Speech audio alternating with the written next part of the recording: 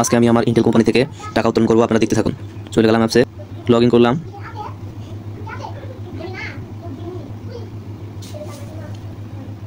আপনারা দেখতে পাচ্ছেন আমার ব্যালেন্স 1085 টাকা।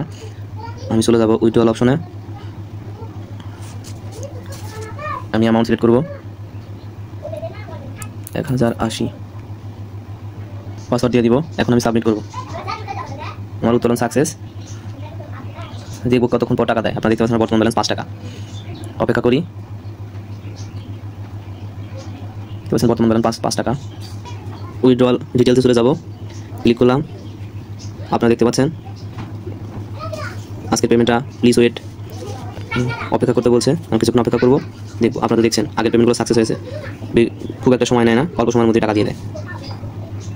ইতিমধ্যে কিন্তু আমার টাকা চলে আসছে। আপনারা দেখতে পাচ্ছেন এই যে টাকা, আমি 1080 টাকা দিয়েছিলাম, তাদের ব্যাট কেটে রেখে 972 টাকা আমাকে দিয়েছে। আপনারা দেখছেন। দেখুন আমি এখন উইথড্রলে যাই, এই দেখেন আমার পেমেন্টগুলো সাকসেস। 1080 টাকা দিয়েছিলাম, আমার অ্যাকাউন্টে 972 টাকা এসেছে।